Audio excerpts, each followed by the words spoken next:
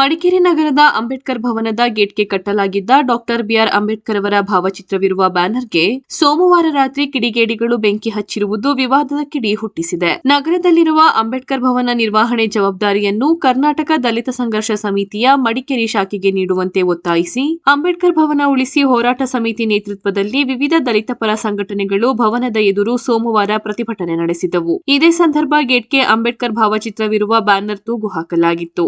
ಆದರೆ ಇದೇ ಬ್ಯಾನರ್ಗೆ ಕಿಡಿಗೇಡಿಗಳು ಬೆಂಕಿ ಹಚ್ಚಿದ್ದಾರೆಂದು ಆರೋಪಿಸಿ ದಲಿತ ಸಂಘರ್ಷ ಸಮಿತಿ ಅಂಬೇಡ್ಕರ್ ಭವನದ ಬಳಿ ಮಂಗಳವಾರ ಪ್ರತಿಭಟನೆ ನಡೆಸಿತು.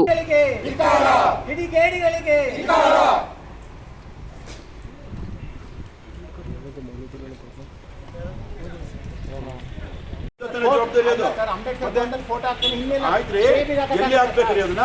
ಯಾವ ಸ್ಥಳದಲ್ಲಿ ಹಾಕ್ಬೇಕು? ಗೇಟಲ್ಲಿ ಹಾಕೋದು ಅದನ್ನ? ಗೇಟಲ್ಲಿ ಹಾಕೋದಾ? ಗೇಟಲ್ಲಿ ಹಾಕ್ಬೋದು ಹಂಗದು? ನೋಡಿ ನೀವು ಮಾಡ್ತೀರಿ, ಸಮರ್ಥನೆ ಮಾಡ್ಕೊಳ್ಳಿ, ಸಮರ್ಥನೆ ಮಾಡ್ಕೊಂಡು ಮಾಡ್ತೀವಿ. ನೋಡಿ ತಪ್ಪು ಸರಿ ಜಿಲ್ಲಾಡಳಿತ ಇದೆ, ನಿರ್ಧಾರ ಮಾಡ್ತಾರೆ. ತರಬೇಡಿ ನೋಡ್ರಿ, ಮಾತು ಬೆಳೆಸ್ತೀರಾ ಆಯ್ತಾ? ಅನ್ನೋದು ಇನ್ನೊಂದರ ಹೇಳ್ತಾರೆ. ನೀವು ಪೊಲೀಸರು ಯಾಕೆ ತರ್ತೀರ?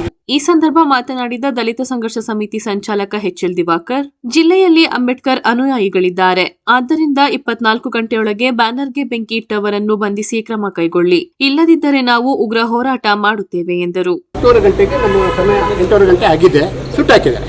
ಅದು ಬಾಬಾ ಸಾಹೇಬ್ ಅಂಬೇಡ್ಕರ್ ಅಂತ ಒಂದು ಫಿಗರ್, ಅದನ್ನ ಸುಟ್ಟಾಕಿದ್ದಾರೆ ಅಂತಂದ್ರೆ ಇವರು ನಮ್ಮ ದಲಿತ ಜನಾಂಗದ ಮೇಲೆ ಮತ್ತು ಅಂಬೇಡ್ಕರ್ ಬಗ್ಗೆ ಎಷ್ಟು ಕಾಳಜಿ ಇದೆ ಅಂತ ನೀವು ತಿಳ್ಕೋಬೇಕು. ಇವತ್ತು ಬಂದಂಥ ಎಲ್ಲ ನಾಯಕರುಗಳಿಗೆ ಕೊಡುಗಿರ್ತಕ್ಕಂಥ ನಾಯಕರುಗಳೇ ಅಂಬೇಡ್ಕರ್ ಅನ್ಯಾಯಗಳು. ಇದೀಗ ಎಲ್ಲರೂ ಗೊತ್ತಾದರೆ ಅದು ಉಗ್ರ ಹೋರಾಟ ಆಗ್ತದೆ. ಈಗ ಯಾರು ಸುಮ್ಮನೆ ಬಿಡೋದಿಲ್ಲ. ಈಗ ಅದಕ್ಕೆ ದಯವಿಟ್ಟು 24 ಗಂಟೆ ಒಳಗೆ ಅವ್ರು ಯಾರು ಇದು ಮಾಡಿದ್ದಾರೆ, ಬ್ಯಾನರ್ ಸುಟ್ಟಾಕಿದ್ದಾರೆ, ಅವ್ರನ್ನ ಅರೆಸ್ಟ್ ಮಾಡಬೇಕು. ಇಲ್ಲಾಂದ್ರೆ ನಾವು ಉಗ್ರ ಹೋರಾಟ ಮಾಡೋಕ್ಕೆ ಇಡೀ ಕೊಡಗಾದ್ಯಂತ ಎಲ್ಲ ಜನಗಳು ಬಂದ್ಬಿಟ್ಟು ಹೋರಾಟ ಮಾಡೋಕ್ಕೆ ನಾವು ಸಮರ್ಥರಾಗಿದ್ದೀವಿ. ನಾವು ಇದು ಬಂದರೆ ಬಿಡೋದಿಲ್ಲ ಅಂತ ನಾನು ಈ ಸಂದರ್ಭದಲ್ಲಿ ಹೇಳಕ್ಕೆ ಇಷ್ಟಪಡ್ತೀನಿ. ಮತ್ತು ನಂದತ್ ಕುಮಾರ್ ಅವರು ಹೇಳಿದ್ರು, ನಾನೊಬ್ಬ 40 ವರ್ಷದಿಂದ ಬ್ಯಾಂಕ್ ಎಂಪ್ಲಾಯ್, ಅವತ್ತೇ ಆಗಿದ್ದೇನೆ, ಹಾಗೇ ಇದ್ದೇನೆ.